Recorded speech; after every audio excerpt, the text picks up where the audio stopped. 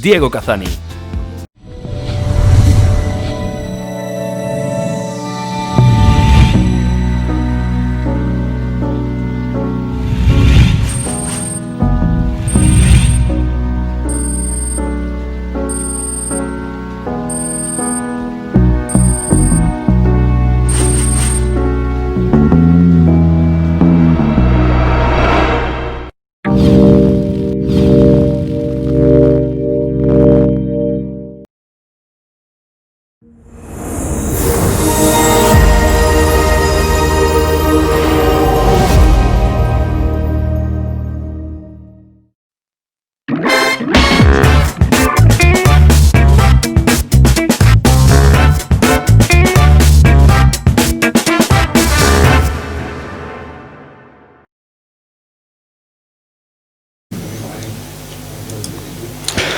Muy buenas tardes, un gusto en volverles a encontrar en torno a este tiempo de tertulia de los martes.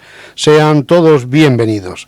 Casi han pasado 3 meses desde que nos despedíamos justo antes del confinamiento. Ha sido un tiempo muy duro de llevar y que para 3 personas de nuestra localidad ha supuesto el fin de sus días.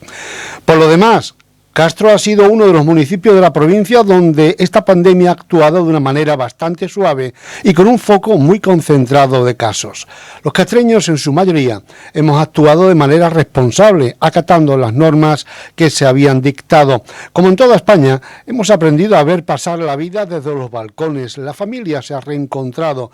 Le hemos sacado un nuevo sentido al tiempo y a la comunicación a través de las interminables videollamadas, pero también ha servido para que le demos más valor a la cocina, aprendiendo en muchos casos a hacer panes y otras delicias culinarias. En lo que se refiere a la actuación política local, hay que hacer un balance conforme a la situación, crítico en algunas actuaciones, pero entendiendo que es muy difícil gobernar en un tiempo de crisis. Es seguro que nadie quiere estar en la piel de quien debe tomar decisiones. Por esa misma razón, las críticas deben de tener un sentido de aportación, teniendo siempre el tiempo para pedir las responsabilidades pertinentes cuando la situación ya se haya solventado. Este mismo tema vale indudablemente para la política nacional. El mismo sentido, decíamos, porque el estado de alarma ha supuesto un ensayo de cómo se puede gobernar a través de los informes de los técnicos en pandemias. En este caso, los investigadores trabajan a destajo para encontrar un remedio para este virus. También la sanidad pública ha sido la que ha sacado hacia adelante este mundo desconocido a costa de ser el colectivo más contagiado. El pueblo español públicamente se lo ha reconocido. Además, ahora también el premio Princesa de Asturias. Ahora llega la crisis social, la económica, la judicial, despidos, etcétera. En lo relativo a la economía, se ha producido un verdadero agujero difícil de tapar en pocos años. Hay quien piensa que con poner la máquina a hacer dinero se soluciona este problema, cuando en realidad estamos hablando de una crisis quizás tan profunda o más como de la que estábamos saliendo. Otra crisis es la política nacional, en la que los pactos han sido esenciales para aprobar 6 prórrogas del estado de alarma, cada vez que con unos socios distintos, lo que en muchos casos ha cabreado a otro de los que anteriormente habían firmado. Las relaciones entre el ministro del Interior y la Guardia Civil está cada vez más tensa. Todo ello como consecuencia del informe sobre la concentración del pasado 8 de marzo y en el que no salen bien parados ni Simón ni el ministro Illa. Y por último, en los últimos días han salpicado los informativos de nuevo las comisiones del AVE a la Meca, donde se investiga el ingreso de 100 millones en una cuenta suiza en la que el titular, al parecer, es el rey emérito. Hay que preguntarse si es casualidad o es que realmente ya era hora que esto saliese a la luz. Recordemos que estaba archivado desde el pasado 2008. Bien, pues para estos temas y lo que quieran comentar nos acompañan en esta última tertulia de la temporada Juan Cordobés, Juan Manuel Cívico, Luis García Torres. Señores, bienvenidos y gracias por estar aquí.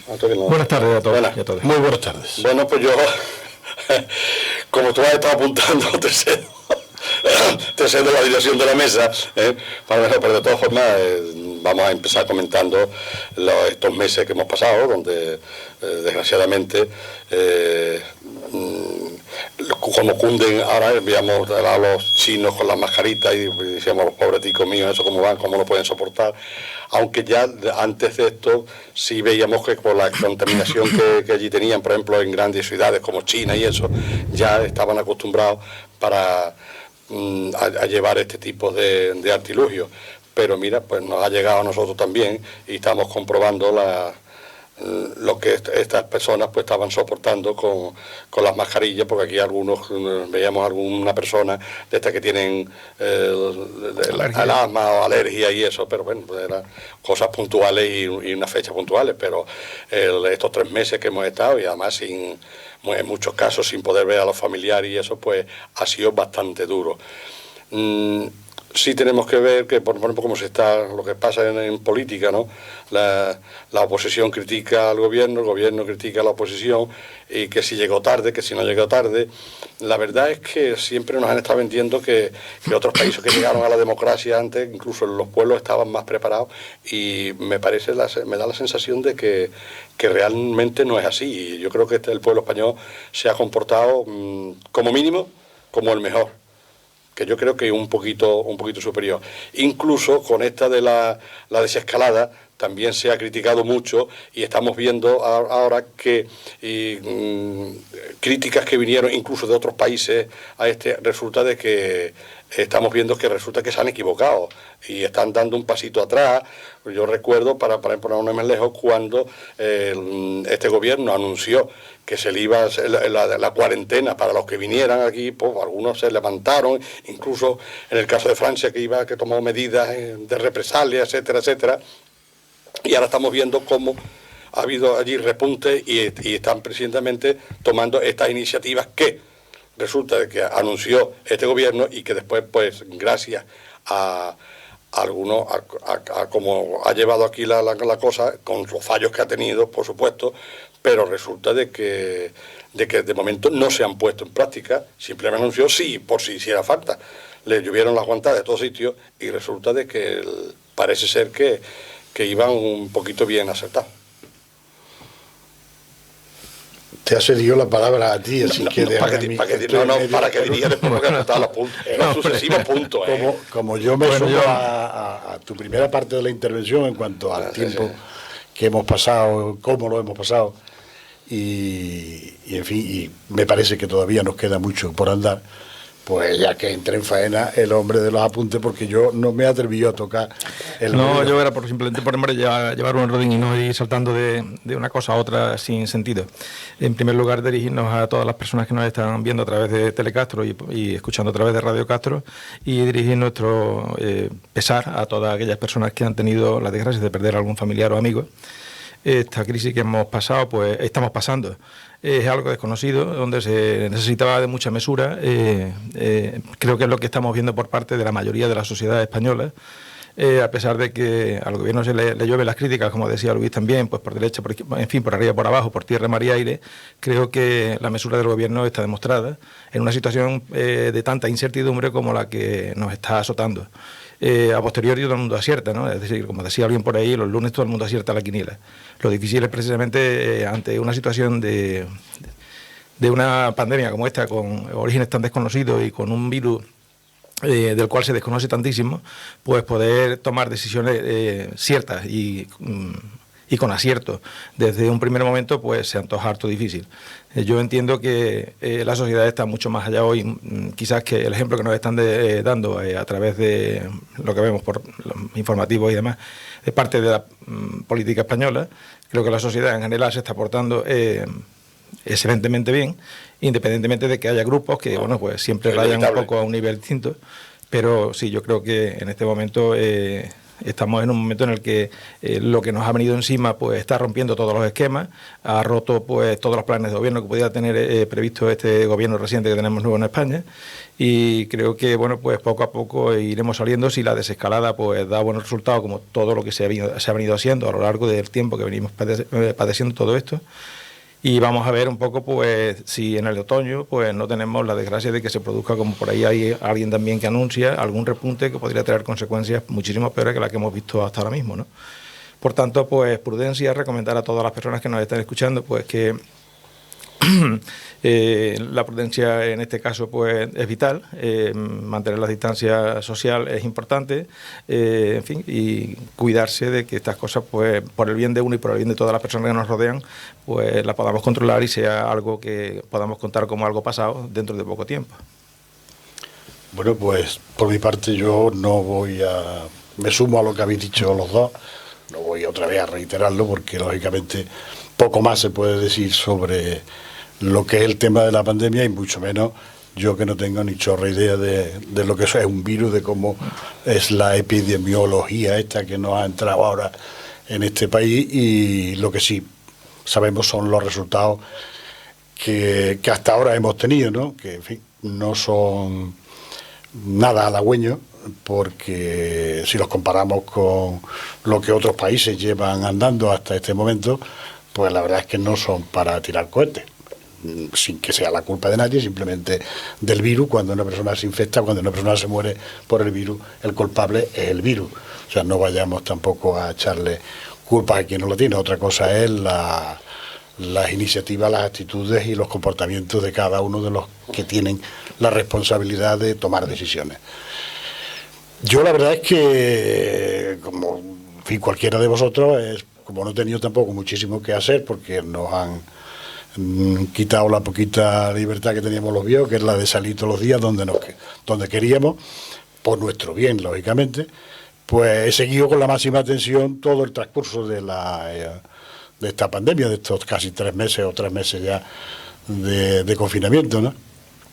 Y bueno, dándole muchas vueltas a la cabeza, yo decía, bueno, si me pongo, pues preparo una batería de críticas inconmensurable para tirarme un par de días hablando en la radio o en cualquier medio de comunicación.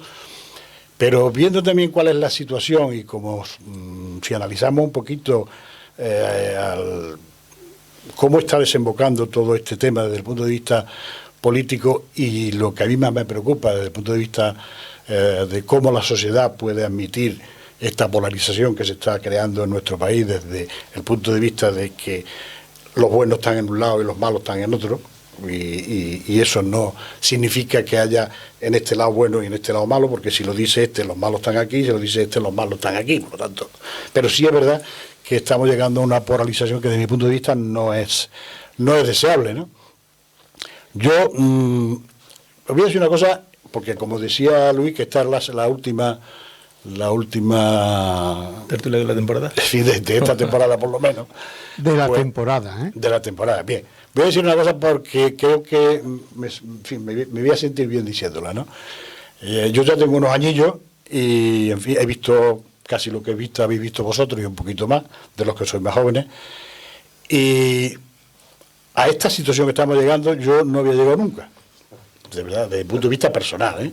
Es decir, yo mis relaciones sociales, como casi todo el mundo que me conocéis, han tirado siempre un poquito más al lado izquierdo que al lado derecho.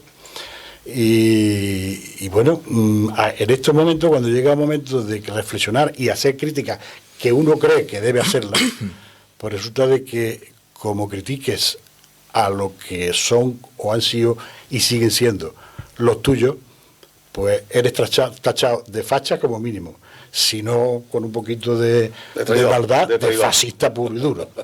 Entonces, claro, pues casi prefiero no criticar nada al gobierno. Es decir, el gobierno ha hecho lo que creía que debía de hacer, y bueno, la sociedad cuando llegue su momento valorará, porque mi opinión es solo una, valorará exactamente si le parece que lo que ha hecho está todo bien hecho o algunas cosas eran mejorables. Por lo tanto, yo de momento me quedo ahí, ¿no? Para que no se me tache de de fascista. Lo que tú has dicho de los buenos y los malos me recuerda a mi aceta que llega y dice, ¿dónde está la acera enfrente? Dice, allí, dice, pero si aquí me acaban de decir que está aquí, que está, pues pasa eso. Tú hablas de que a lo mejor este virus que no se desconoce, casi nunca cuando empieza un virus nuevo no se desconoce. El problema es de este, que no es ni malo ni peor, bueno, yo he oído a bastantes personas especialistas en eso, y la conclusión que yo he sacado es que exactamente que es igual que otro, simplemente de que estamos en la globalización. Y el pensar en los inconvenientes que ya me he visto, los inconvenientes que tuvo en la crisis económica de pasado y las que nos ha traído esto, que nos va a traer lo de la pandemia y la crisis económica, me he acordado del político que falleció hace unos días, de Julio Anguita, que yo me acuerdo lo que peleó en contra de la globalización ese hombre, y en aquel momento pues yo no entendí él le vio la maldad. Él le vio la verdad. La verdad que en principio la globalización tuvo cosas importantes. Creo que sigue teniendo cosas importantes porque amplía el mercado, como es lógico, no se puede estar tan cerrado, pero claro, también le hemos empezado a verle la maldad. Y yo en aquella oportunidad de que Julio Anguita le evitaba. Y reconozco después, porque a lo mejor le vio la maldad antes que yo. Y a lo mejor él se fue sin verle la bondad, y yo pues sí, he visto ya como le he visto la bondad y la maldad, ¿no? Ahora, y lo importante de cómo va a salir esto, ya parece ser que dentro de poco pues tendremos medicina y tendremos la vacuna. Pero ya me parece que en el 2014 algo sabría ese hombre, el Obama, que dijo, señores, prepárense, que van a venir epidemias muy graves. Por eso, porque hoy somos muy cachucheros. Primero hay relaciones comerciales que mueven mucho a las personas, pero nosotros también pues nos estamos viviendo cada vez más.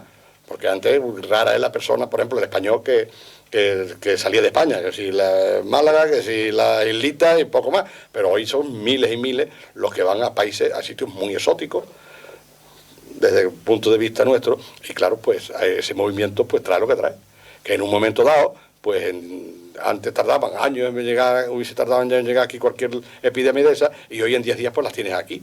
De hecho, que parece ser que las aguas fecales de Cataluña, parece ser que un mes o dos antes de que hubiese el primer contagio ni nada de eso, pues ya parece ser que allí muestras de coronavirus, ¿no?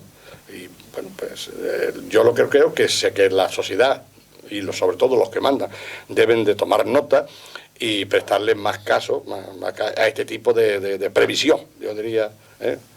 Lo que se habla de medicina preventiva y eso, pues habrá que dedicar más esfuerzo a ese tipo de cosas, y también a ver cómo no, porque llevamos ya mucho tiempo después del 2008, porque creo que tendremos que meternos un poquito en el aspecto económico que está teniendo esto, porque todavía no habíamos salido en condiciones de la anterior crisis, y es que el modelo productivo está cambiando. ¿Sí? Y además es que hay que buscar cómo va a salir cómo va a ser esos modelos productivos para el mundo, también pensando que cada vez tenemos más robótica, y eso va a quitar puestos de trabajo. Yo me acuerdo que empecé el lunes, no sé si fue a Luis, le digo, yo me he venido y dejaba de esos trabajos, que yo antes usaba la aspiradora, me he comprado ya el robo ese, lo pongo, le doy a la tecla, empieza a barrer, y yo me voy mientras pasearme. Y eso, pues, a lo mejor, pues se va a producir en muchos aspectos de la actividad económica. Vamos a ver cómo somos capaces de solucionarlo. Sobre todo de cara a la gente joven y todavía más jóvenes, como pueden ser los que ya tenemos nietos, cómo va a ser que por lo de los nietos me parece que algunos no lo vamos a ver, pero de gente joven sí, a ver cómo va a ser su vida. En ese aspecto quizás habría que hacerle caso, no sé cómo lo veis, en el tema económico. Estoy intentando introducirme ahora. Días pasados pues tuve la ocasión de escuchar una tertulia económica con varios... ¿No me escuchas? Sí, me escuchas, ¿no? Sí. Con varios economistas de varios distintos puntos de vista. Dos de ellos eran afines al PSOE y 3 de ellos eran más o menos conservadores. ¿Cuál era digamos que el leitmotiv de todos era exclusivamente concienciar a la gente del problema económico que esto está acarreando. Lógicamente, haciendo hincapié en que debemos de salir todos juntos, pero conociendo la raíz del problema y también sabiendo la senda por donde debe de discurrir. Todos estaban aunándose en que las medidas sociales eran realmente importantes, pero también todos, derecha e izquierda, convenían en que para que eso sea efectivo hacía falta un control económico perfecto y una línea por donde discurrir que no se escapase ni el potito, porque claro, ahora con todo este devenir económico, con todas estas ayudas que hay, se puede estar viviendo, digamos que el momento de algunos para aprovecharse de esta situación. Eso es lo que decían dos de ellos, que estaban dudosos, ¿no?, de la viabilidad de este bien social que se ha puesto en marcha, y también de los planes de ayudas que venían desde Europa, que en muchos casos muchos no entienden que al final las ayudas son deuda, que las deudas hay que pagarlas. No vienen para una deuda perpetua ahí que nadie se ha de olvidar de ella, al contrario, debe estar presente siempre en el pensamiento. No sé si visteis esta tertulia que ocurrió en el Canal 4 acerca de este tema. Yo creo que mientras no, pero todo eso muy bien, todas esas medidas están igual. Pero si seguimos pensando como paletos, nada más que como localistas, yo o bueno, en este caso que tenemos en España, mi comunidad o mi nación o mi de eso, no, como no pensemos que de aquí tenemos que salir como humanidad, por eso va a ser difícil, muy difícil. Y yo le temo, me parece que lo he comentado aquí alguna vez, que oí a un economista decir que tal como van las cosas, va a haber gente muy preparada que va a ganar mucho dinero, y va a haber otro gran colectivo al que lo que va a hacer, digo la palabra esa, echarle de comer. Y eso, visto desde la óptica humana, la verdad es que es denigrante para ese, va a ser denigrante para ese colectivo. Ese era por lo menos el mensaje de la calle. No me gustaría pertenecer a ese. No sé si mucha gente lo va a asimilar bien, pero la verdad yo lo veo desde mi punto de vista completamente denigrante. Yo enlazando, bueno. Sí, digamos. Enlazando con lo que decía Luis ahora mismo y con lo que dijo Juan también hace un ratito, a la prudente equidistancia que en este momento él prefiere adoptar. Entiendo que desde luego ya estamos viendo que hay diferentes formas de afrontar un mismo problema. Tuvimos en el 2008, por causas diferentes, una recesión, una crisis en España bastante importante, y vimos cómo de aquella manera, digamos que con qué más o menos actitudes el gobierno de turno afrontó aquella situación, ¿no? No tuvo pereza ninguna, tampoco en tirar de recursos públicos, que todavía hoy siguen siendo parte de la deuda pública que este país tiene, importantísima. Y bueno, pues ahora en este momento creo que lo que sobra es el espectáculo que podemos estar viendo de una manera quizás demasiado teatral en el Congreso cada vez que tenemos la oportunidad de ver a nuestros políticos allí, ¿no? Creo que en ningún país del mundo se está dando la situación que se está dando en el Congreso de España. Es el momento en el que una situación como esta requiere que todas las fuerzas políticas que se llaman, no sé, tan patriotas, pues demuestren que lo son, y que lo son de verdad. Y que lo son de verdad, porque los 47 millones de españoles que en este momento componemos España necesitamos que en una situación tan difícil como esta, si el gobierno tiene posibilidades de echar una mano a la mayoría social que lo pueda estar necesitando, lo haga. Y debería ser bien visto y apoyado por todos. Entre otras cosas porque eso no son paguitas como algunos critican de una manera yo creo que muy ruin, sino que son ayudas que las personas tienen que seguir comiendo. Si hemos tenido recursos para sacar adelante una situación anterior que no iba más allá de lo material en muchísimos aspectos, en este caso, en este momento actual, esta crisis, esta pandemia ha generado situaciones muy lamentables. Todos estamos viendo cómo están instituciones como Cáritas y otras organizaciones no gubernamentales que están ayudando a la sociedad en aquellos barrios y en aquellas zonas donde las necesidades son tan acuciantes que están haciéndonos ver colas interminables de personas para recoger comida, para alimentarse.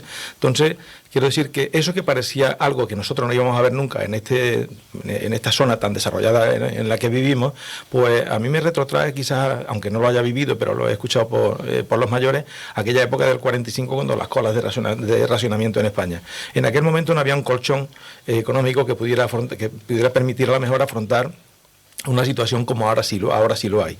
Entonces, que el gobierno haya liberado, digamos, la cantidad de recursos que tampoco son tantos, porque tienen una serie de condicionantes y se estiman que serán unos 3.000 millones de euros lo que va a costar precisamente estas medidas. Estas medidas van a paliar muchísimos problemas a muchas familias que es que no tienen que echarse a la boca en muchísimos casos. Eso no impide que dentro del conjunto de las personas que puedan acudir y disfrutar de esas ayudas pueda haber alguna picaresca y alguien pues también sin una necesidad acuciante se aproveche de ella, que es lo que muchos critican, que es que eso viene para aprovechado. Bueno, habrá algún aprovechado, pero no se puede justificar con eso el que no lo necesiten una mayoría, ¿no? Entonces, por mi parte, entender que lo que el gobierno en este caso ha hecho creo que es honesto, que es honrado, que es noble y que es lo que debe hacer y que es lo que deberíamos apoyar casi todas las personas que nos sentamos mínimamente humanos, ¿no? Y parte de esta sociedad que se llama España, ¿no? Y que si algunos tenemos pues para poder colaborar con con nuestra economía vía impuestos a que eso se pueda dar, pues bienvenido sea, porque es que yo lo único que le digo a quien critique estas cosas es que haga un ejercicio de empatía y se ponga en el lugar de esas personas que pueden estar soportando esa situación. ¿Cómo se sentiría? ¿Criticaría estas medidas o las alabaría? Seguramente sería lo último, ¿no? Pues pongámonos en esa situación, porque pensamos que nunca nos va a llegar y la vida da muchas vueltas, nos puede llegar en cualquier momento a cualquiera, ¿no? No mientes cosas, hombre, que no ni siquiera lo sospeché, ¿no? Bien, vamos a ver, el tema de cómo está o de cómo se está viendo venir la cuestión económica en nuestro país, lógicamente es mucho más importante que hablar de 3.000 millones, ni 3.500, ni 4.000 millones de euros que pueda acarrear lo que es la medida esa de la que estáis hablando, del salario el mínimo vital que el gobierno ha aprobado. Yo creo que, fíjate, por una vez en mi vida voy a estar de acuerdo con Podemos, ¿no? En este caso con el vicepresidente segundo. Yo creo que esa era una medida que había que haber tomado de forma urgente, transitoria y especial para la situación que España está atravesando, y lo de que haya o no haya un salario mínimo vital a más largo plazo de forma estructural para los presupuestos generales del Estado, pues necesitaba, desde mi punto de vista, un mayor consenso, un plazo de tiempo mayor de maduración y haber visto cuáles eran las posibilidades de que no entrase con tanta posible facilidad como cuando las cosas se hacen deprisa, personas que no debieran acogerse a ese salario mínimo vital. Pero, lógicamente, lo que quiero decir con esto es que, independientemente de esa opinión mía, en una deuda que vamos a contraer, según calculan los economistas, en torno a 140, 150.000 millones de euros, como comprenderéis, 3.000 millones de euros no es el problema, ¿no? Sí es una solución para mucha gente, a mí bienvenida sea. De momento ya veremos si se puede mantener en el tiempo o no. Eso va a depender de otras cuestiones que Europa, aunque hay muchísima gente que se cree que es que nos van a dar 140.000 millones de euros para que lo dediquemos a lo que a nosotros nos parezca bien, la gente está equivocada. O sea, los 140.000 millones de euros que van a venir con condiciones. Ni un solo duro va a dar Europa sin que eso detrás tenga una condición. Y esa condición, lógicamente, es la que tendremos que ver si, aunque no se le llame rescate, estará muy cerca de los condicionamientos de lo que eran los rescates que se hicieron en el año 2007-2008. Entonces, a mí me parece que ahí es donde puede estar el verdadero problema, que ahora mismo no lo sabemos. Europa le ha dicho a todos los gobiernos, gasten ustedes y vamos a salir de esta situación. O sea que el gobierno por sí solo, como comprenderá cualquiera que vea un poquito el tema, ahora mismo no hay recursos en este país para ser tan generosos como estamos siendo, con 16.000 millones para la comunidad autónoma, 2.000 millones para no sé qué, 3.000 millones para no sé cuánto, no hay recursos. Sobre todo cuando no tienen una cuando además estamos recaudando un 30-35% menos de lo que recaudábamos antes del confinamiento. Por lo tanto, ¿qué pasa? ¿Por qué estamos gastando? Porque Europa ha dicho, gaste usted sin problema, y luego después, cuando nos sentaremos y haremos los números. A usted yo le voy a dar hasta 150.000 o 140.000 millones, exactamente no sé cantidad, creo que eran sobre 140. Sí, 140. Y cuando yo se los dé, ya pondremos las condiciones en lo alto de la mesa. Y ahí es donde veremos si efectivamente esas condiciones nos van a llevar a tener que soportar algunos que otros recortes, o efectivamente Europa será tan generosa que nos permitirá, yo lo dudo porque hay países que tienen otros criterios, ¿no? Que tendremos que asumir pues algunos recortes, que no se le llamarán recortes, se le llamarán reformas, y bueno, esto es una situación que viene dada de forma extraordinaria, vamos a soportarla de forma extraordinaria, pero también de forma extraordinaria tendremos luego que pagar las consecuencias, lo más leves posible, pero indiscutiblemente vamos a tener algunas consecuencias. Eso es lo que decía en esa tertulia, lo decía José Carlos Díez, justamente las palabras que ha dicho Juan, y curiosamente el que estaba acentuando mucho más, digo por su trascendencia, ¿no?, era el señor José María Gay de Liébana. Todos sabemos lo expresivo que es y también lo escandaloso de sus opiniones en muchos casos, ¿no? Pero sin embargo estaba tendiendo justamente a calmar los ánimos de quienes pensaban que Europa era el dador de todo esto y el que se iba, digamos que nos iba a regalar este dinero sin condiciones, justamente lo que Juan tan perfectamente ha explicado, ¿no? Yo entiendo que una cosa es el esfuerzo necesario que hay que hacer ahora, porque hay que hacerlo, y otra cosa es que ese esfuerzo se coma en estructural, porque hay que empezar, en mis impresiones, lo me acuerdo yo cuando uno hacía política, que hablábamos en campaña de inversiones productivas, porque si tú nada más que gastes dinero para ir subsistiendo de lo del pan para hoy y hambre para mañana, pues eso no funciona. Y hace falta, pues, de esto. Por supuesto, que hay que salvar al que esté ahora en eso sin lugar a dudas. Y el que diga lo contrario, vamos, yo digo, bueno, eso había que fusilarlo. Eso había que fusilarlo. Porque somos personas y, por supuesto, ahí está. Pero lo que la gente tenemos que darnos cuenta es de que eso no va a ser eterno y que tenemos que prepararnos y estar preparados para que en el momento de quedar, que empuje, tener la suficiente preparación y pues bueno, a lo del economista que la juventud tiene que darse cuenta que tiene que estar súper preparada y súper preparada. Quiere decir que en un momento dado una actividad productiva deja de ser rentable y tienes que rápidamente, si tiene una preparación, esa persona en 10 días, como le decía, está preparado para llevar a cabo otra labor y no quedarse, bueno, es que yo no sé hacer nada más que esto. El mundo no va a caminar por ahí. Yo, si me lo permite, te voy a robar un minuto por rematar un poco mi intervención.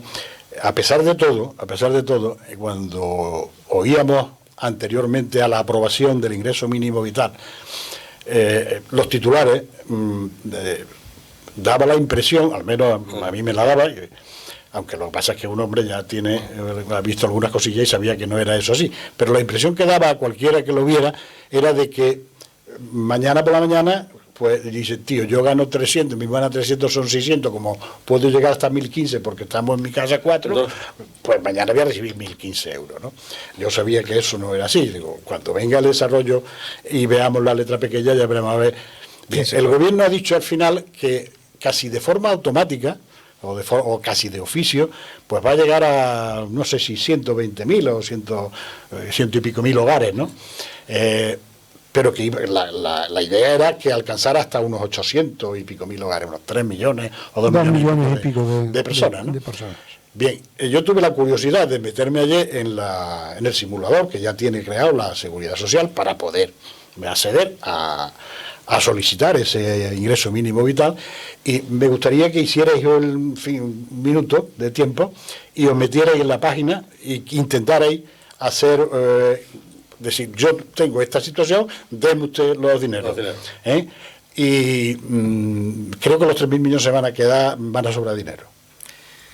Sí, esto con ese aspecto de que la gente se tiene que espabilar y de que y que debe exactamente que ya no dan los dineros así tan campantes, porque yo he visto cuando llegaba la hora de pedirla en la escuela las becas de libros y otras cosas.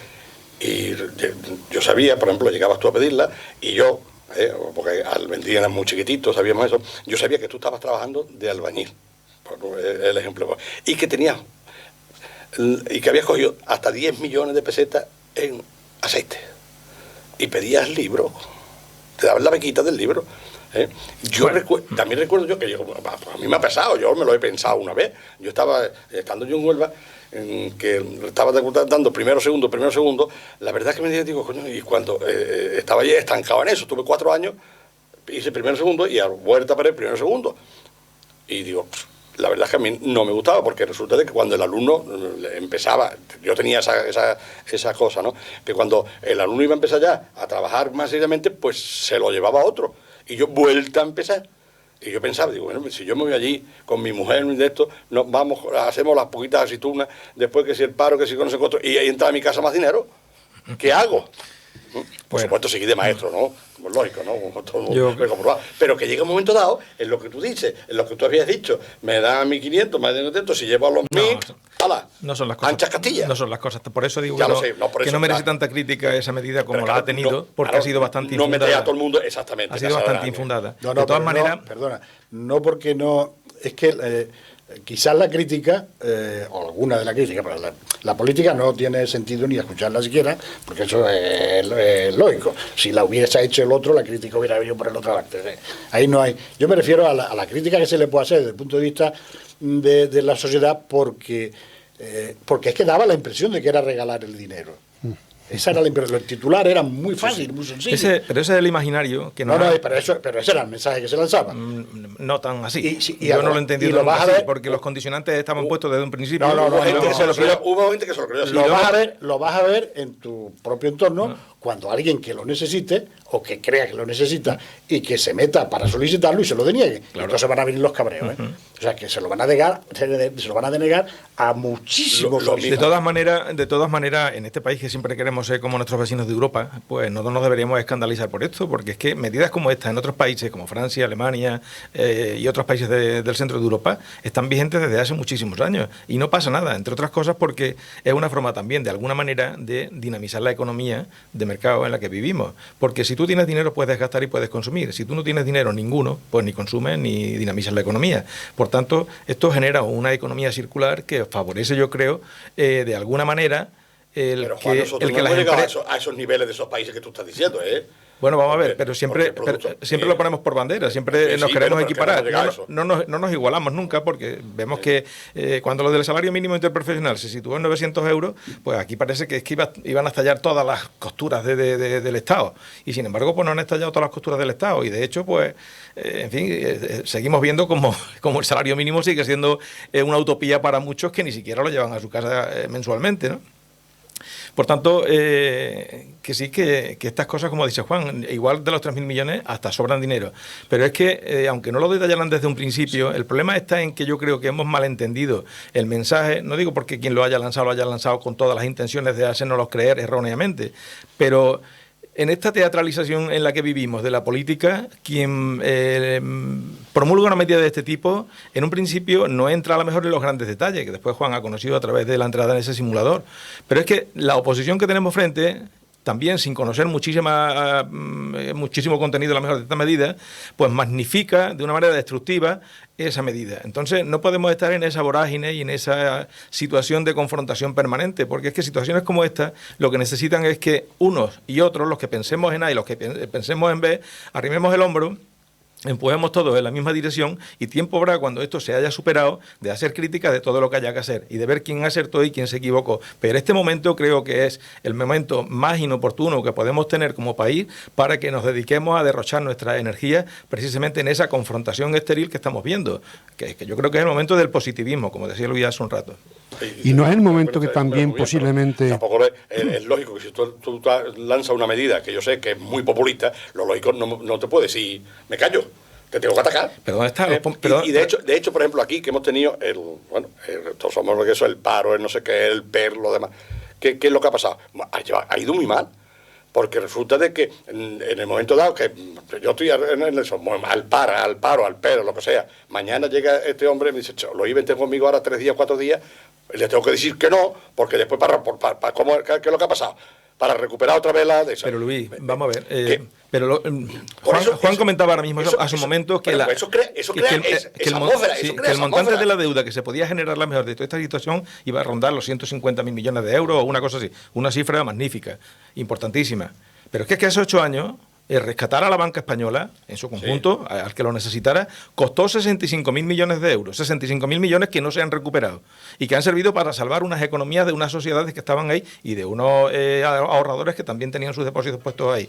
Pero que aquello se cayó y nadie ahora mismo ni siquiera se molesta en decir que es que, como en Portugal está ocurriendo, se recupere, ahora que están obteniendo beneficios a esas entidades, de recuperar esa cantidad de dinero público que sirvió para sacarles del atolladero. Pues ¿por qué montamos este escándalo que estamos montando ahora mismo por cantidades? Pues, Santa Rita, lo que se da no se quita. Vaya. Que eso sí ha sido siempre así. Hasta hoy ha sido siempre así. Pues entonces, perspectiva histórica es lo que tenemos que tener. Eso. Pero claro, hay una cosa muy clara. Ellos, el que tiene dinero, tiene el dinero. Y el que invierte es él mismo. Y si no hace así, dice, me voy a mi casa con mi billetico en el bolsillo. Y te hace ese chantaje. Y por lo que hay que procurar, de que las normas y las medidas que se tomen, pues mire usted, esto no va a poder suceder, no va a suceder más. Y usted tiene que arrimar el hombro, como corresponde. Que ya lo sé. Podríamos estar hablando del crecimiento y del decrecimiento unas pocas tertulias, no una sola, pero que esta pandemia y esta situación a la que nos está abocando esta situación está, yo creo que alumbrando una nueva forma de vida que se va a tener que imponer por necesidad, porque entre otras cosas no podemos seguir con este consumismo desaforado que tenemos, ni con esta forma tan desordenada de llevar el mundo, aunque creamos que esto era lo idóneo, ¿no? El sistema está fallando, está demostrando que tiene también sus límites y sus carencias, y ahora mismo pues está ahí, ¿no? ¿Lo vamos a ver nosotros como generación? A lo mejor no, pero seguramente el mundo tendrá que cambiar por necesidad, porque seguir viviendo... El consumismo que es, Juan, pues tú ahora, perdona un momento. Es la extracción de recursos de una manera ilimitada cuando no existen de una manera ilimitada. Porque no es eso. Y resulta que mañana, por lo que sea, entro en un trabajo, que salvo que sea funcionario, seguro no hay, es lo más seguro que hay, otra cosa no hay seguro, ¿no? Estás ganando un dinero que dices tú, ahora no voy a consumir. Ahora me voy a tomar yo el pollito, la cervecita y el whiskycito, porque llevo 20 años viendo cómo se lo toma este. Es una cuestión de... Y ahora si tengo 5 euros en el bolsillo, pues la verdad, tendré que hacerlo un poquito. Tiempo al tiempo. Sí, ya lo sé. Una cosa que ha estado ocurriendo... Juan, adelante. Sí, no, yo simplemente iba a decir que estamos... En fin, yo creo que como el cacao mental que tenemos todos sobre la economía,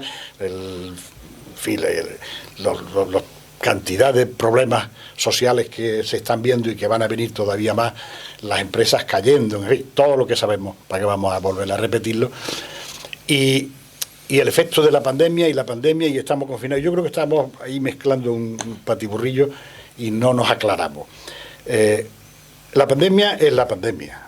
Y las repercusiones que la pandemia va a traer sobre la economía depende de la pandemia, pero también depende de decisiones que se tomen con respecto a cómo se gestiona esa crisis sanitaria. Me explico. Parece que esto ya va a cambiar el mundo. No. Yo no sé si... Sí, el mundo va a seguir andando. Yo no sé si os acordáis de pandemias del 29, del no sé cuál y del no sé cuántas fechas, que se llevaron 10 millones, 12 millones, 20 millones de personas para adelante y estamos en 400, 500 mil ciudadanos que han muerto por esta pandemia. Al final morirán 1 millón o 2 millones, con 7.000 millones de ciudadanos. O sea que dentro de 3 años o 4 años, pues si lo que estamos aquí estamos viviendo, pues estaremos hablando de otras cosas. A lo mejor de otra pandemia, pero no de esta. El coronavirus 19 habrá muerto, o habremos acabado con él, o habrá pasado lo que sea. Pero los problemas económicos, los problemas sociales, los problemas estructurales, eso sí tendremos que hacerle frente. A la pandemia ya no, porque la pandemia se acabó. No podemos estar echándole toda la culpa de todo lo que hagamos y de lo que estamos haciendo con repercusiones sociales y económicas a la pandemia, sino a cómo vamos a gestionar la pandemia y los efectos de la misma sobre la economía. No sé si la economía, soy capaz de explicar. Una de las cosas que no hemos comentado, que hemos estado hablando de lo de la dichosa paguita, pero que no es la paguita, es que hemos obviado también que este gobierno no solamente se ha preocupado de esa parte de la sociedad que pueda estar necesitando toda esa asistencia, ¿no? Hemos visto como nunca hemos conocido en la historia de España, reciente, ni menos reciente tampoco, un gobierno que haya ayudado a las empresas en la forma que lo ha hecho en una situación como esta, porque el volumen de ERTEs que se han afrontado en en este país que suponen ahorros para las empresas de una manera importante en costos de seguridad social y de personal durante el tiempo que dure el estado de alarma, eso hasta ahora no se ha conocido en este país. Y eso son ayudas que está disfrutando también otra parte de la sociedad española, que son esas empresas y esos trabajadores que de momento no están en un ERE ni en el paro definitivamente. Yo, por ejemplo, en mi caso, pues hay una persona que trabaja en nuestra casa que ha estado durante un tiempo en el ERTE, pero que ha dejado de estar en el ERTE. Igual que esa, en el mes de mayo se han incorporado de las 900.000 que fueron a parar a los ERTE al principio de esta historia, pues 150.000, y progresivamente seguramente pues se irán incorporando paulatinamente cada vez más, ¿no? Y hasta que volvamos a un estado de normalidad. Quiero decir con esto que es que parece que centramos un poco la actuación del gobierno como que, bueno, pues que está regalando el dinero a una parte de la sociedad española. A una parte no, está siendo bastante equitativo, porque también está ayudando a las empresas de una manera que tampoco se conocía en este país, ¿no? No nos queda mucha tertulia. No nos queda, y no me gustaría dejar de ya dije hablar. al principio que la batería de críticas yo la iba a dejar en un cajón porque no quería meter. No, no es una crítica. Por lo tanto, en fin, vale, apoyo tu tesis de que el gobierno lo ha hecho muy bien en todos los sentidos. Yo creí que Juan no iba a aclarar más. No estoy de acuerdo. Porque como así, y tú, bueno, tú mismo has estado hablando de eso. Pero si no hubiese habido el ERE o el ERTE, como se llame ahora, ¿qué hubieses hecho? Cierra y va a la calle. Por eso. ¿A quién ayudaba? ¿A ti o al empleado? Ayudaba a las dos partes. Porque Tú lo echas y punto. bueno, ¿Un cierra? Sí, pero te hubiera costado también a lo mejor el despido, una indemnización que hubieras tenido que sacar de tus cuentas, que en este caso pues no está ahí, en stand-by. Y ahora cuando la economía empieza a calentarse otra vez y permite que tu actividad incorpore mano de obra, pues esa fuerza de trabajo se incorpora otra vez a su puesto de trabajo y ha pasado un poco en nubarrón sin que de una manera brutal afecte a las dos partes.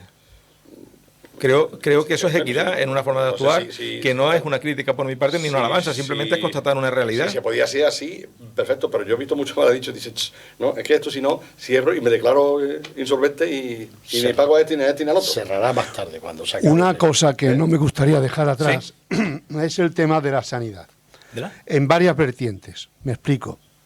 La sanidad ha sido, como dije en los titulares, el grupo que más se ha contagiado, porque más se ha expuesto a este COVID. Pero al mismo tiempo también ha sido el colectivo que se ha visto más incrementado en cuanto al trabajo se refiere, porque han sido muchísimos los contratos que se han hecho a través de este tiempo. Pero curiosamente ya se están diciendo que no se van a renovar esos contratos, cuando también se está diciendo que el COVID efectivamente no va a ser una cosa de años, pero sí va a ser una cosa de meses hasta que venga una vacuna que lo erradique.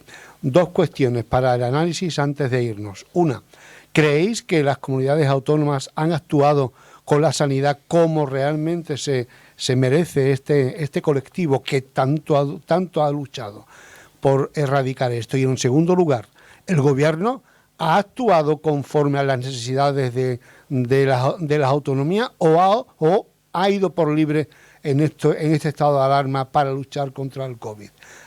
Porque ha sido una de las materias que más se ha, digamos que, ampliado en personal, pero también decimos que más gente se va a ir al paro.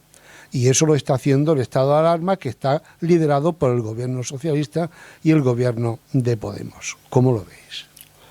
Yo, si me has preguntado por la autonomía, como yo me he manifestado aquí ya más de una vez, un poquito en contra, porque yo creo que no han aportado nada, pues rotundamente no. Lo que tú has dicho, rotundamente no, porque tiene las competencias, tiene de eso, y podía haber hecho más. Han estado a la expectativa, ¿qué me dice este? ¿Qué me dice este? Si me da más dinero, pero porque ahora están diciendo que tienen ahí guardado un montón de billetes, que por qué no lo dejan que los gaste. Sí. Pero entonces lo que estamos haciendo es yo he oído a algún presidente, la guerra por su cuenta. El gobierno no deja que gastemos 27.000 millones que hemos ahorrado. He oído. Pues usted tenía que haber hecho más. Usted tenía que haber hecho más y no esperar a esto, porque tiene usted las competencias. Si le hacía a usted falta personal, pues haberlo contratado. Porque parece ser que algún dinero tenía. O dedique usted, o priorice usted. Pues te hemos hablado, tú tienes tu empresa, ¿y qué haces? Priorizar. Y un gobierno autonómico pues tiene que estar priorizado porque tiene, se le llena la boca de decir, que tengo mi competencia y aquí no tengo nada más que mandar yo, y punto. Y para mí ha habido bastante Bonito, ¿y tú qué dices? bastante deficiencia en No, la hombre, no, actitud yo de simplemente las con el autonomías. tema sanitario, pues no alargamos demasiado. Está claro que, vamos a ver, esto independientemente, porque volvemos otra vez a intentar confundirme, o al menos me confundo yo, ¿no?